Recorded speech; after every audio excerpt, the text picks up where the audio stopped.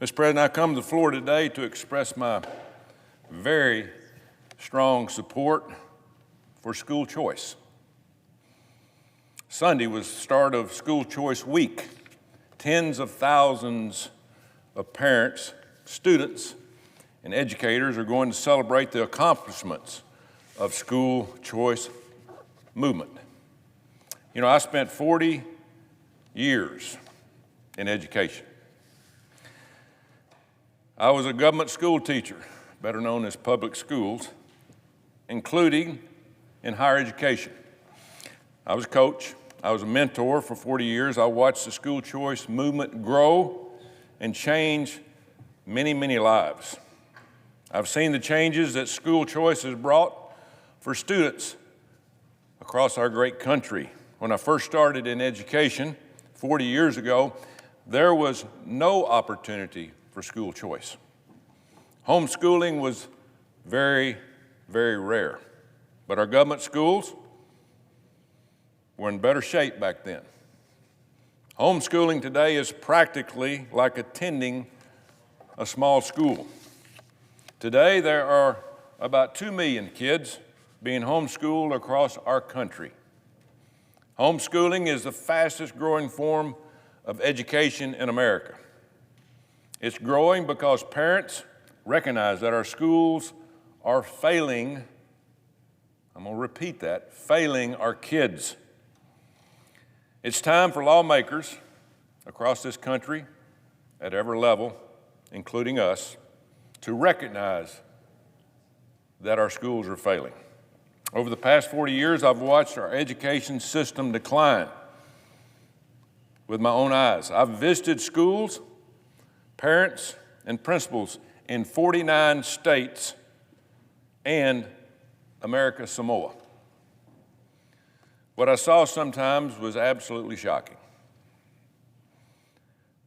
And for today, it is the main reason that I ran for this seat here in the United States Senate.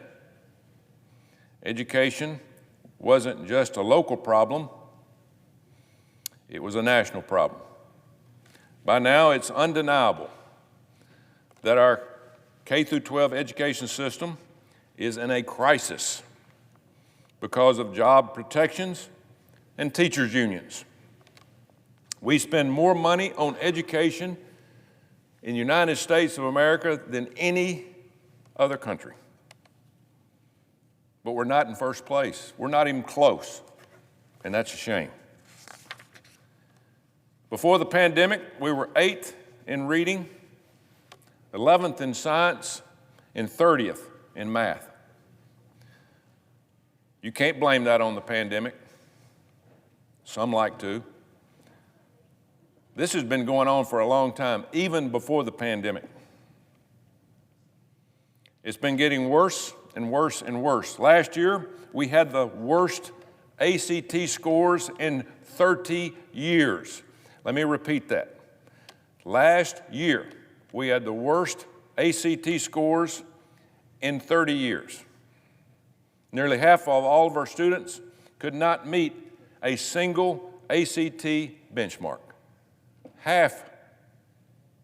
The most recent national report card showed a steep drop in reading and math scores in almost every state.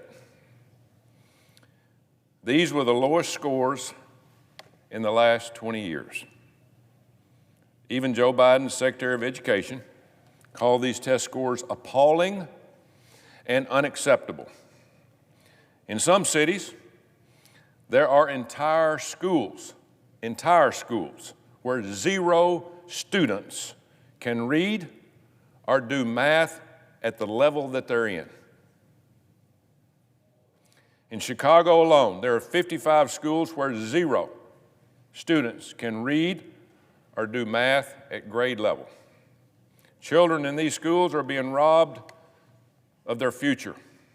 Our K-12 system is failing. It's failing to prepare our kids for college or for life. You know, when I talk about education, I often hear from my Democratic colleagues that they argue we don't spend enough money. Their answer to everything is to spend more. We pay more than any other country in the world. And again, we're not even in the top 10 with some of these countries that spend a lot less. We pay $14,000 per student in this country in our public and government schools. In other developed countries, it's $11,000 or less. So we're spending nearly 40% more money, but we're not getting 40% better test scores. We're getting a lot less. We are 26th in math in this country, competing against other countries across the world. 26th. If you can't do math, you can't survive in today's world of technology. You can't pay your bills if you can't do math. How are we going to compete in a modern, high-tech economy if we can't do math? I don't think anybody's thought about that. We just keep going on down the same road. According to the National Science Foundation, China graduated 1.2 million engineers in 2016.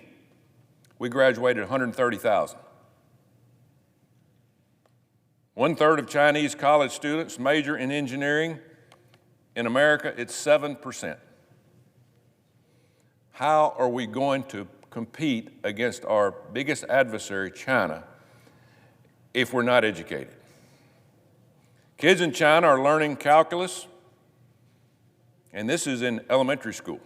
Kids in China are learning calculus while our kids are studying pronouns and the 50 genders and critical race theory.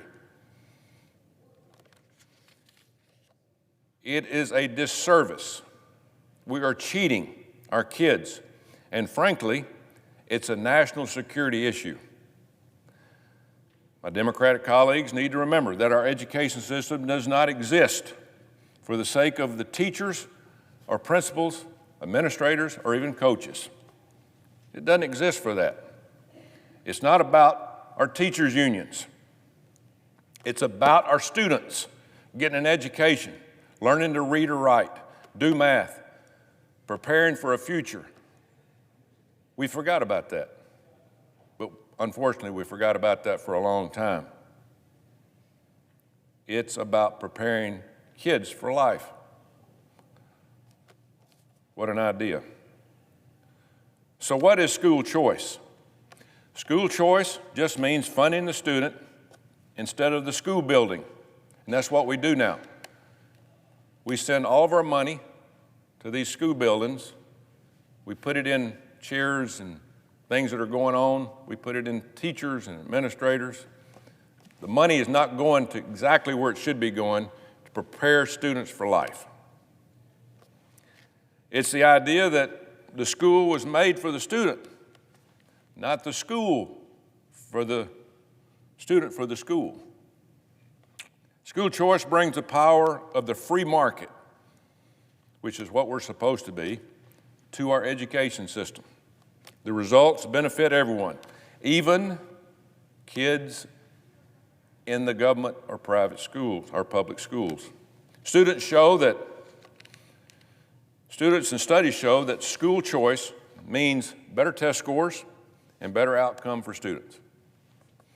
When we talk about choice, my Democratic colleagues will say if you're for school choice, then you're against public and government schools. But that's not true. That's not true. I used to teach in a public or government school. I was a member of the teachers union. I want our government schools to be the best in the world. The best, not second, not 10th, not 20th, but the best. Our schools, our public and government schools should be good enough to compete with our private schools, which are growing every day. But right now, most of them are not. They're not competing against public schools. They don't have to compete because nothing is going on in a majority of our public schools. It's just a simple fact.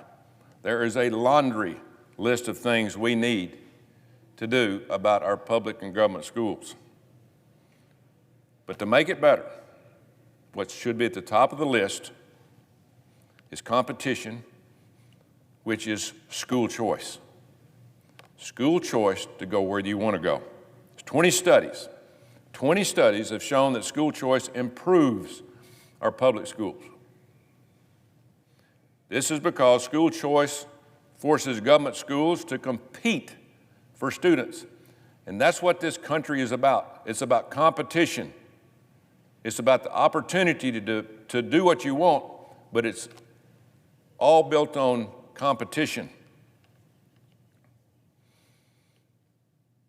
Competition makes everyone better, whether it's in football, business, or just life.